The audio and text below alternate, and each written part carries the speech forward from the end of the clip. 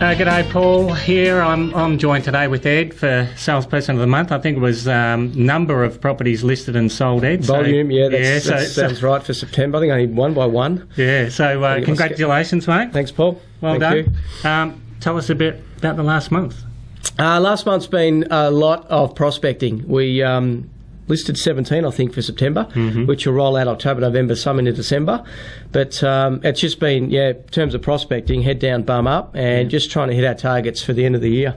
Super Saturday coming up. 26th of October. I think we've got 5 booked in. Yep. And we've sold 5 so far for October, and then 5 on. So I'm aiming for about 12 to 15 sales for October. So Richmond market always pretty dynamic, moves real quick. Has there been the same amount of activity there, and they're harder to get, or they're just putting it off? No, I think spring stock levels have increased, and there's been a bit of an influx that have come on. And, where our listing stock levels is pretty full now towards the end of the year. Yep. I think as an office we've got 16 for Super Saturday. And I think, is it the 16th of November? I think is also another biggie. I think we've got 13 booked in as well. Yeah, good. So a couple of big weekends to get through, and then it's holiday time. Yeah, we can only wish. So tell us a bit about an open for inspection for your team. How do they look? What do you guys take along, and what could I expect if I came along to one of your open for inspections? So, as a visual point of view, perhaps on the table, as an example, we've got a plastic stand. We're full of brochures, profiles of the agents, business cards. Start of the year, we have calendars as well, and then the abode magazines as well, probably separate. So that's generally, obviously, A-frames each end of the street, flags up, all that sort of stuff. How much information on comparisons to the property that you're selling? Interesting. Some in the team do it, or in the office do it. Our team doesn't, but I've seen that. I think Julie does it well, where she has got comparable sales, which Melissa probably does for her. But just probably with what we're carrying at the moment, we just haven't got the chance to do it for all properties. But would I expect for you to be taking down my details via pen, or are you doing iPad? No, we're still pen and paper. Fantastic. And full name, number, suburb particularly critical. Where you come from, I want to know if you're selling in the area. If you are, Smith Street. No, we're in Bendigo. Okay, call you number 10. No, number 5. Bang, 5 Bendigo Street. Goes into the database, and they get a call after the auction, and then they'll get monthly feedback. Contact via newsletter and videos. Yeah, fantastic. So you mentioned November is a critical date at the moment, middle of November. 16th, yep. So November's looking fuller, and December, you're talking to people about December already? Yeah, I've just booked one in for the 7th. We'll probably go to the 14th. I don't think the 21st is a good date, but certainly the 7th, 14th. I think I did 7 auctions the last weekend of last year. Sold all 7, so that's something I'm giving a bit of confidence to vendors about. But November's pretty full all the way through. We're even starting some campaigns on the cut weekend. In some cases, we're going to do a Thursday night open, just so vendors feel comfortable around that.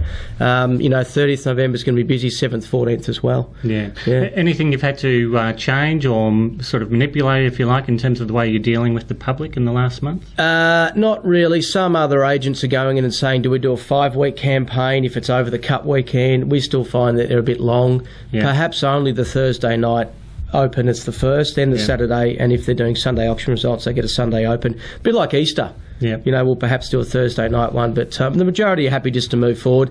The Spring Racing Carnival, it is what it is. We handle it every year. Elections, grand finals, we have it all, so we're pretty comfortable just to keep pushing all the way through. And I spoke to Michael Hill from Knox the other day, and numbers at opens, what sort of numbers are you experiencing? Still right up there?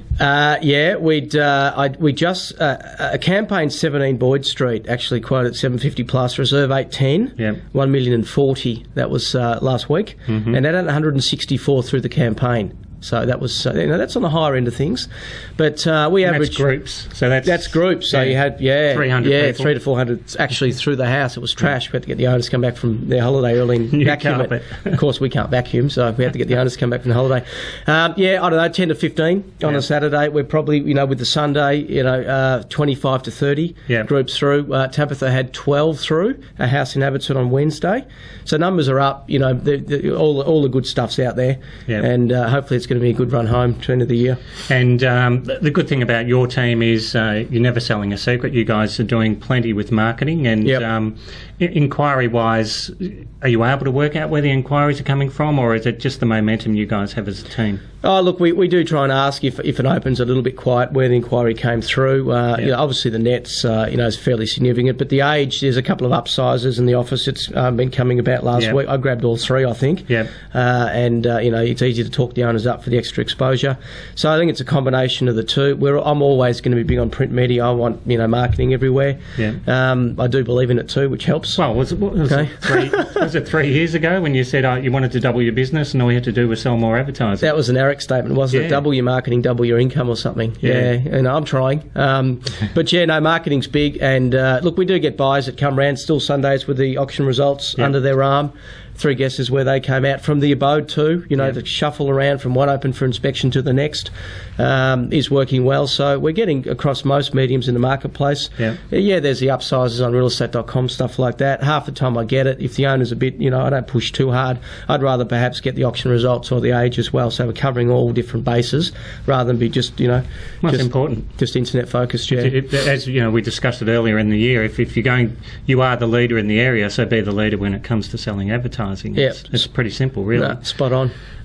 So Team Hobbs, up till the end of the year, what can we expect? I think we've got 25 properties left. We're sitting on 75 we've sold this year. My target's 100 sales or $1 million GCI if I could get there.